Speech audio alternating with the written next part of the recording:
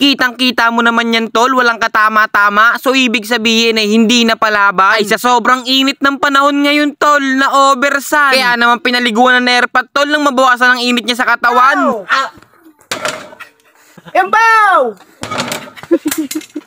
Alam nyo naman na siguro tol kung sino yung ginagaya ni Airpat. Sabi ko naman sa kanya, malabo niyang magaya yon dahil yung hinahagis nun na kutsilyo tol na pantadtad niya, walang hawakan, yung kay Airpat meron. Kaya naman inumpisa na rin ni Airpat pagkatad na rin tong chicken natin tol na oversun. Yung panlaban sana na manok tol ay nauwi sa panlaban ng gutom. Ililibing na nga sana to tol nang biglang nang hinayang si Airpat. Sayang naman kasi, saglit na saglit lang talaga yung pangyayari. Meron naman siya talagang silungan tol, kaya lang kahit may silungan ka pa tol, basta kukunin ka talaga tol. Nagulat na nga lang kami dahil nakita namin na nakahiga na tol, nakaunat pa yung paa, kala mo tao na natutulog lang Tapos pagkabuhat sa kanya ayun na, deads na pala tol. Kaya naman nilaglagan na lang ni Airpat ng luya tol, baka mabuhay pa Nilagyan na rin ni Airpat ng tubig tol, baka sabihin hindi pinapainom kaya na overstroke Kaya yung mga palaban nyo ng manok dyan, silip-silipin nyo kapag ka napanood nyo to, baka mapaparlang ka talaga ng wala sa oras talaga dyan. Sa totoo nga lang wala talaga kaming pambili ng ulam at magtatalo nga lang sana kami ngayong gabi, kaya lang napagkabuti talaga ng Panginoon tol at binigyan pa tayo ng manok na panlaban sa gutom. Pinitpit at pinagitadtad na nga rin Airpat ng luya natin tol, madaming luya tol para tanggal talaga lansa mo. Yung manok pala at etong sibuyas naman tol pinaghihiwalang na Airpat ng ganyang kaliliit lang tol. Syempre tol, hindi makakalimutan ng sili dyan tol, mas madaming sili, mas mausok ang puwet. Talaga na mes. What a beautiful colors! Sa mga puno nyo makikita yan tol na wala talagang kahangin-hangin dito tol, ay sobrang init pa talaga naman. Pinagatanggal na nga rin Airpat dito tol yung mga dirty bubbles. Ano? Dirty bubbles? Umi-Englands pa? Palambutin pa natin ng sobra-sobra yan tol, kaya naman double okay ka kay Airpat.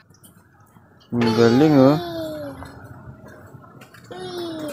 Ay dito na lumalaki si Manang Lia ang mga utol, magaling nang magduyan. Lumambot na nga rin sa wakas yung ating chicken tol na na-oversun, kaya naman sinalangan na nerpa dito ng kawali at mantika tol, at nung uminit na nilaglag na nga rin tong bawang tol, minekos-mekos na tol, at pagkatapos ay nilaglag na nga rin tong mga luya natin, konting mekos-mekos lang, at sabay-sabay nang iniulog dito tol yung sibuyas tsaka yung mga sili natin. Hoy, hinay-hinay lang, may kaaway ka ba? Unti-unti na nga rin pinagdalagay na nerpa tong chicken natin tol na na-oversun para maigisa na natin ng solid yan. Mabisa nga sana to tol kung adobo sa gata, kaya lang wala kaming pambili ng gata tol Kaya naman simple yan na lang natin tol, pero sobrang bisa, yung talagang uubos ng bahaw mo. Minekos-mekos na nga na Airpat yan tol, gawa pumuputok-putok na yan tol, kaya naman tinimpla na Airpat, nilaglagan niya na nga yan ng pamintang buo tol, betchin at saka maraming toyo ng jowa mo. Imekos-mekos mo lang yan tol hanggang sa magsama-samang mga nilagay yung pampalasa, lagyan mo na rin ng magic sarap tol para alam mo na mas lalong sumarap. Lagyan mo na rin ng suka yan tol, at pagkatapos imekos-mekos mo na yan tol nang walang katapusan, pero pag nalay ka na tol, paano, takpan mo na tol at double okay ka na sa Airpat ko dyan. At sa huling pagbukas tol, tignan mo naman tol kung gaano kabisa yan. Adobong tuyo lang tol na nagmamantika, ay talaga naman. Kung ganyan yung mga lulutuin mo talaga sa inuman tol, ay talaga ka tol, uuwi ka talagang busog at saka lasing. Pagkatikim nga na Airpat, napaisip lang ng kaunti, matik tol, double okay yan tol. Ipinwesto na nga rin dito sa may kalan tol, para kung sinong gusto kumain, kumain na. Tignan mo naman kasi yung itsura niyan tol, kung hindi ka talaga mapapasandok dyan. Kaya testingin mo na rin tol, tanggalin mo na rin yung silong ng manok ng kapitbahay mo. Kaya paano? Paalam!